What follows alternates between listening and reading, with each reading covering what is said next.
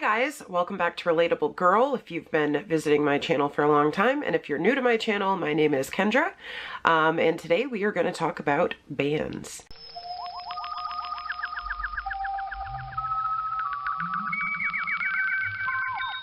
A little background, my name is Kendra, as I said, and I work at Footlight in New York City.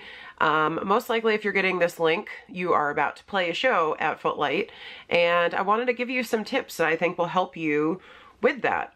If you're one of my regular subscribers and you're watching this video, maybe you'll learn some exciting new things for promotion as well, or if you want to just skip ahead and wait for the video that's about allergies and makeup and whatever else, then you're totally welcome to do that as well. So I'm going to give you two versions. I'm going to give you the lazy AF version and the ambitious AF version. You can choose which one you want to do. Both of them have the same core elements to them, but it really depends on how much you want your show to be successful and how much time you're going to put into it. So for the lazy version, this is if you just don't really have time, or maybe you're new to promoting your show. One of the most important things that you're going to want to do is create a graphic or a handbill or a flyer, whatever you want to call it, for your show. You can do this, you can have a friend do this, you can, get creative, get silly, whatever, but you need to make a graphic for your show. You need to have the names of the other bands that are playing on this flyer as well. You need to have where the event is taking place, what time and what date it's taking place, and how much it will cost. These are just a few of the most important things you need to have on there. You don't need to go crazy with a ton of text. People don't tend to read that. Just kind of get the most important things on there. Those are the things that I mentioned. You can go silly. You can put a meme on there. You can do original art. You can draw something for it. You can use inspirational imagery, whatever you want to do. Make a cool and exciting flyer, and then make sure that you send it to the other bands and that you and the other bands are all using the same flyer. This is very important because consistency is what works with promotion. If somebody sees something more than once, they're going to have a much easier time remembering it than if they see like one version of a flyer that looks one way and a different version that looks totally different. It's not going to stick in people's memory, and you want it to stick in people's memory. You want people to remember that your show is happening. So make sure that the other bands get that flyer and that you're all using the same flyer. You want to create a Facebook event page for this event. That means go onto Facebook, go into events, create an event, make sure that you invite the other bands to that event. Make sure that if another band has already made one, that you don't make a new one though. You want to have one event page per show. So if somebody else, one of the other bands has already made one, use theirs. If they haven't, take the initiative and make it yourself and invite them to it. Make sure that you're, again, saying where it is, when it is, and who's playing and how much it costs. Use that flyer that you made as your banner photo for the event page. You're also going to want to post about this event on Instagram. That means if you don't have a band Instagram yet, you need to make one. Instagram is the most important way that you're going to promote your music through social media. Facebook is important in its own way, but Facebook's algorithms are so messed up that generally it's harder to be seen there unless you're paying money. Instagram will probably head in that direction eventually as well, just like everything else. But for now, Instagram is still the best place to do that. So you're going to want to make sure that you post about the show on Instagram and that you are using the relevant hashtags. We'll come back to the hashtag thing in a moment. You're also going to want to make sure that you tag the venue in that Instagram post. The venue wants to see that you're promoting, and they want to be able to share your posts about the show. It helps them to boost visibility. It helps you to boost visibility. It helps everybody. So you and the other bands need to post about the show on your Instagrams. You need to tag the venue in them. That shows the venue that you're serious about promoting. So let's talk about hashtags. This is probably the most common thing that I am asked about when people talk about marketing and they're new to it. They say, I don't want to use hashtags. Hashtags are lame. Hashtags are stupid. Like, I feel embarrassed of using them. Or they say, Well, Kanye West doesn't use hashtags, but that's because Kanye West has like 5 zillion followers. You don't have 5 zillion followers. If you do, then sure, you don't need to use hashtags, but most likely you don't have that many followers. If you're a new band, you're still building your following. The same few people that see your posts every day, you've about saturated your market with them. You want to be able to reach out to new people. Now, with hashtags, there are some common misconceptions.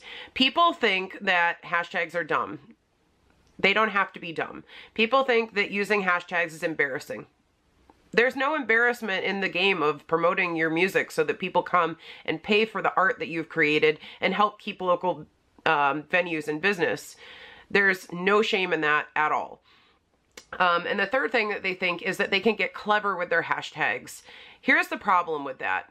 If you're making up hashtags, like using 5 or 6 words together into sort of like a hashtag sentence because it's funny, again, that works for people that are already famous enough that they have a huge following and they're just playing around with their hashtags. And you can throw some of those in there if you want. But nobody is going to click on that hashtag. What hashtags are for is, let's say that someone lives in New York City. Let's say that person doesn't know what they want to do on Friday night and they're a vegan. They want to go eat somewhere. They're going to go into the vegan hashtag on Instagram and they're going to look up, or the NYC vegan, probably more specifically, they're going to go into that hashtag and they're going to look for posts that have that hashtag and see if they can find a place that they can go eat. Same thing with music. Like, let's say someone loves hip hop and they live in New York City and they're looking for somewhere they can go see live music that night. They're going to be on the hip hop hashtag. They're not going to be on the, wow, my dog ate my homework last night, but I'm still going to the show hashtag. Nobody's going to look up that hashtag. Like, it's cute and it's fun to have. You can throw it in there, but nobody is going to find you from that hashtag. So a few of the most important hashtags that you can use as a band are hashtag live music, hashtag concert, hashtag music, hashtag band. If you're in, let's say, New York City, hashtag NYC. If you're in a different city, hashtag Philly, hashtag Atlanta, wherever you are. Hashtag what to do, hashtag love your local. And then, depending on what kind of music you have, you're going to want to put things in there about that, like hashtag metal, hashtag country, hashtag indie rock, hashtag noise, hashtag piano, hashtag ballads, hashtag girl band, hashtag witch house, hashtag hip hop. Whatever your genre of music is, you're going to want to have that as well. So now we're moving sort of into the more ambitious stuff, but if you want to be ambitious, and I really suggest that you do because it's going to be good for you, it's going to be good for the other bands on the bill, and it's going to be good for the venue, is to post on Instagram about the event 2 weeks before the show, a few days before the show, and the morning of the show. If you have Twitter, definitely post about it on Twitter as well. If you have Facebook, share that event page to your Facebook wall and remind people about it a few days before the show and the day of. People have to see things approximately 6 to 7 times to commit them to memory. That means you need to remind them more than just once. Make sure to team up with the other bands on your bill to help promote your show. You are all in this together. This is going to be good for all of you if you promote and you get people to come out.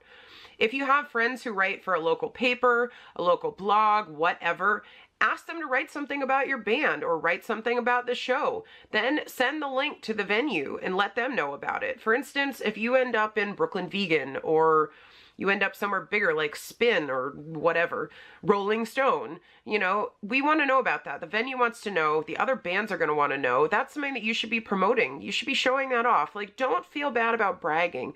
This is your time to brag. As a small band, you need to brag. When you're bigger, we don't want to hear you brag. But right now, we need you to brag.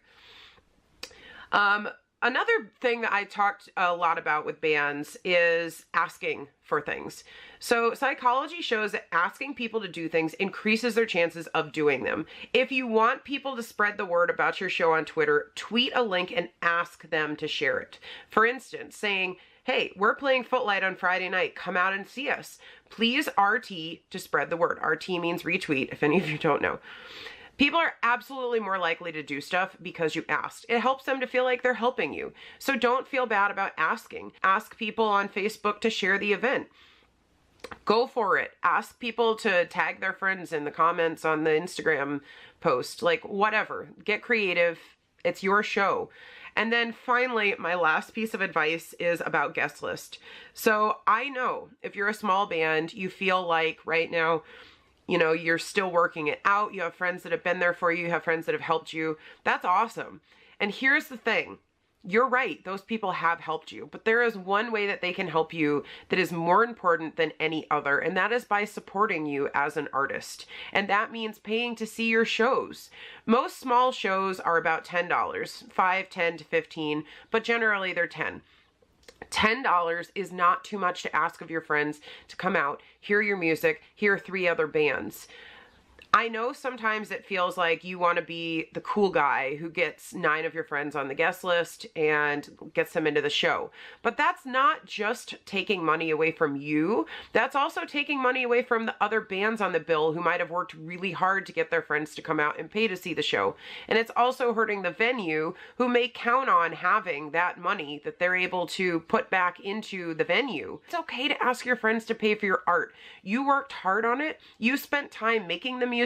You spent time practicing the music. You spent money buying the instruments that you use to play the music. You spent money traveling to the venue to play the music. You probably carried heavy instruments around the city or town or wherever you are to play that music. You deserve to get paid for that. You absolutely do. And there is something incredible about the end of the night when all of the bands, all of you have worked together. You've invited your friends have come out to support you, and you actually get paid for that show.